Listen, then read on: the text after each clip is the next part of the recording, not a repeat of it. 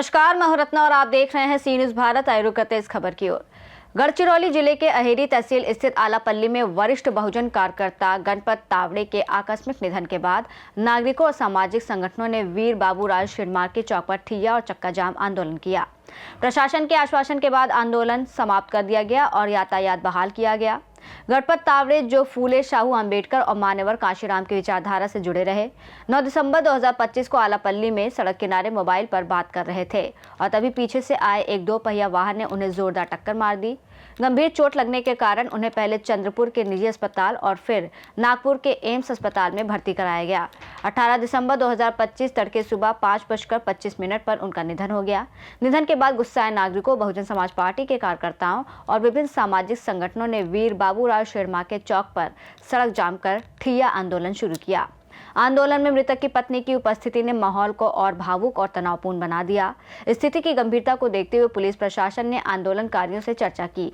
उन्हें आश्वासन दिया गया कि दुर्घटना के लिए जिम्मेदार पुलिस आरक्षक प्रवीण ब्रह्म नायक के खिलाफ मामला दर्ज कर लिया गया है। मृत्यु के बाद प्रकरण में कड़ी धाराएं जोड़कर सख्त कार्रवाई की जाएगी। इसके साथ ही मृतक के परिवार को बीमा, मुख्यमंत्री सहायता निधि और अन्य शासकीय योजनाओं के तहत आर्थिक सहायता दिलाने के प्रस्ताव भेजे जाएंगे। प्रशासन के इन आश्वासनों के बाद आंदोलन को वापस ले लिया गया और यातायात व्यवस्था सुचारू कर दी गई। संवेदनशील और नक्सल प्रभावित क्षेत्र होने के कारण आंदोलन के दौरान भारी पुलिस बंदोबस्त तैनात किया गया था। ग्रामीणों और सामाजिक कार्यकर्ताओं का कहना है कि गणपत तावड़े अपने जीवन काल में ईमानदार, निष्ठावान और संघर्षशील कार्यकर्ता के रूप में जाने जाते थे।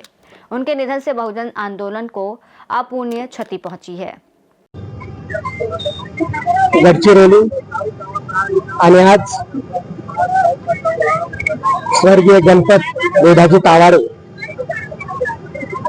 यांचा 9 डिसेंबर 2025 ला या चौकाच्या बाजूला 50 मीटरवर फोनवर बोलत होता रोडच्या बाजूला आणि या ग्रामपंचायत आलापल्लीमध्ये पूर्ण अतिक्रमण थाटल्यामुळे पीडब्ल्यूडीच्या दुर्लक्षितपणामुळे आणि पोलीस कर्मचाऱ्यावर वाच नसल्यामुळे पोलीस कर्मचाऱ्यांनी भरधाव दारूच्या नशेमध्ये त्या गणपत तावाडेला गाडीने ठोकलं आणि ठोकल्यामध्ये तो जसा पडला या भागावर तसाच तो कोमात गेला आणि त्याला या सुगावाडा इथल्या लोकांनी त्याला चंद्रपूरच्या मेहरा हॉस्पिटलमध्ये भरती करण्यात आला। त्या ठिकाणी त्याच्या डोक्याचं मोठं ऑपरेशन झाला आणि तिथून मग 2 दिवसांनी बॉडी रिप्लाय देत नाही। तिथल्या डॉक्टरने सांगितलं की आता पुढे याच्या माझ्या इलाज होणार नाही। त्याला एम्सच्या नागपूर येथील रुग्णालयात भरती करण्यात आला आणि काल 3:30 वाजता त्याची ज्योत मालवली आणि ते डेथ झाले। त्याला 8 वाजता पीएम करून 8 वाजता त्यांना आलापल्ली त्यांच्या स्वघरात ठेवण्यात आलं आणि आज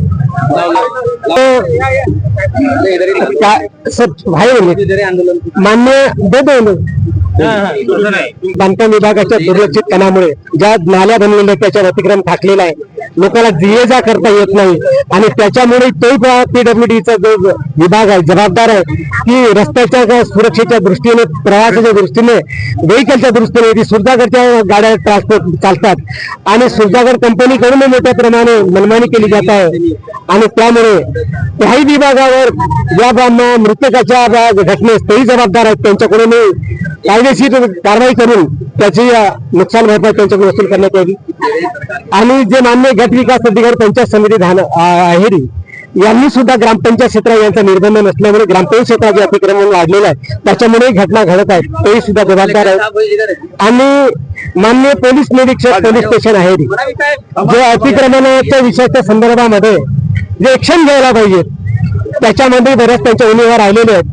तर या संबंधामध्ये जे घटना घडली आहे, जे 3 विभाग आहेत जबाबदार आहेत, यांच्यावर कारवाई झाली पाहिजे अशी आमची मागणी आहे। आणि मौजा आलापल्ली येथे ग्रामपंचायत नाली बांधकाम सार्वजनिक बांधकाम विभागाच्या रस्त्यावर झालेल्या बेकायदेशीर अतिक्रमणामुळे घडलेल्या अपघातात श्री गणपत तावाडे यांचा मृत्यू झाल्याने संबंधित व्यक्ती व विभागावर कारवाई करून मृताच्या कुटुंबास नुकसान भरपाई देण्यात यावी। महोदय, आम्ही खालील जे आता निवेदनामध्ये आलं होतं की मौजा आलापल्ली अहेरी जिल्हा ऍक्च्युअली होते काही दिवसापूर्वी भीषण अपघात घडून आले आणि सदर बरेच लोकांचे जीव गेलेले आहेत आणि बरेचदा या एरियामध्ये आंदोलन झालेले आहे. सुरजागडच्या टोकामुळे सुद्धा या ठिकाणी बरेच लोकांचे आज जीव गेलेले आहेत. फक्त त्यांना काही 10 लाख रुपये देऊन मदत देऊन त्याला शमवलेलं आहे. तर सुरजागड कंपनीच्या वतीने जे काही आज रोडचे कामं चालू आहेत त्याच्यामुळे मोठ्या प्रमाणात अपघात होत आहेत आणि यासाठी पोलीस प्रशासन आणि माननीय मुख्यमंत्री आणि पालकमंत्री हे सुद्धा दुर्लक्ष करत असल्यामुळे या एरियाचा पूर्णपणे प्रदूषण वाढत आहे. प्रदूषणामुळे आज अनेक लोकांचे जीव जात आहेत. याच्यावरही सखोल चौकशी झाली पाहिजे आणि या परिसरातल्या लोकांना त्या प्रकारचं ऍडमिनिस्ट्रेशन देण्यासाठी प्रयत्न झाला पाहिजे. दुसरी गोष्ट घटनास्थळाची बाबी की अपघात ज्या ठिकाणी झाला त्या ठिकाणी ग्रामपंचायत नालीवर तसेच सार्वजनिक बांधकाम विभागाच्या रस्त्यावर चेतन अग्रवाल हार्डवेअर दुकान आणि सपना ज्वेलर्सच्या बेकायदेशीर अतिक्रमण करून व्यवसाय ठेवून ठेवलेला आहे आणि त्याच्यामुळे हा प्रकार घडण्यास त्या ठिकाणी ती परिस्थिती निर्माण झालेली आहे. दुसरा मुद्दा आहे की सदर अतिक्रमण रस्त्याची रुंदी कमी झाली असून वाहतुकीस गंभीर धोका निर्माण झाला आहे. तिसरा मुद्दा आहे की संबंधित ग्रामपंचायत सार्वजनिक बांधकाम विभाग व स्थानिक प्रशासन सदर अतिक्रमणाची पूर्ण कल्पना असून कोणतीही प्रतिबंधात्मक कारवाई करण्यात आलेली नाही. नंबर 4 आहे प्रशासनाच्या या दुर्लक्षामुळे निष्काळजीपणामुळे सदर अपघात घडून आला व श्री गणपत तावड यांचा मौल्यवान जीव गेला.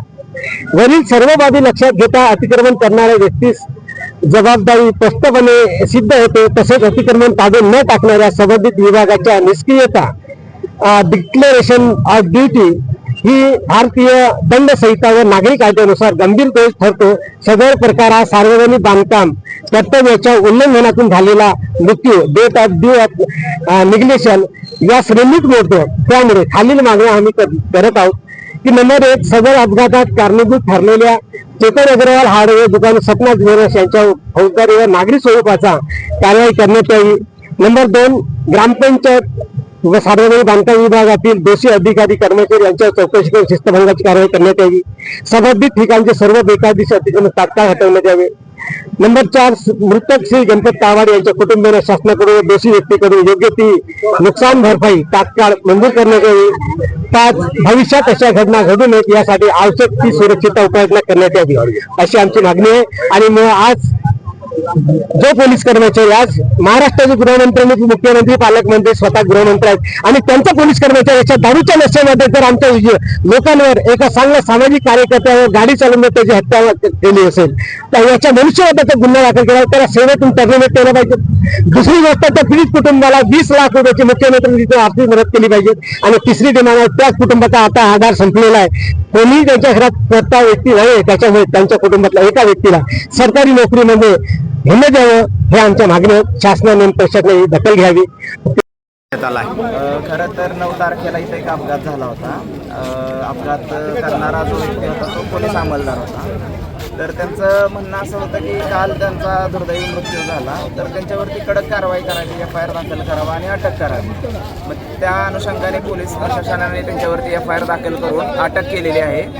त्याचबरोबर कुटुंबियांची दुसरी मागणी अशी होती की त्यांना मुख्यमंत्री सहायता निधीतून काही आर्थिक मदत मिळावी. त्याचबरोबर त्यांच्या कुटुंबियातील वारसाला शासकीय नोकरी मिळावी.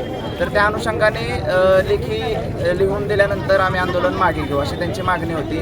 पोलीस प्रशासन तसेच महसूल प्रशासनाच्या वतीने आपण त्यांना असं आश्वासन दिलेलं आहे की आपण नक्कीच या दोन्ही मागण्यांचा पाठपुरावा करू, शासनाकडे प्रस्ताव पाठवू आणि त्यांच्या मागण्या पूर्ण करण्यासाठी आपण प्रयत्न करू असं आश्वासन दिल्यानंतर आज त्यांनी आंदोलन मागे घेतलेलं आहे. गढ़चिरौली से सीनियर संवाददाता संजय यमसलवार की रिपोर्ट। गढ़चिरौली जिले के आलापल्ली में गणपत तावड़े के निधन के विरोध में हुए ठिय्या आंदोलन ने प्रशासन और नागरिकों के बीच आपसी संवाद की अहमियत को उजागर किया। प्रशासन के आश्वासन और कार्रवाई की प्रक्रिया ने क्षेत्र में तनाव को शांत किया। इस रिपोर्ट में फिलहाल इतना ही। देश और दुनिया की तमाम बड़ी खबरों के लिए देखते रहिए सी न्यूज़ भारत।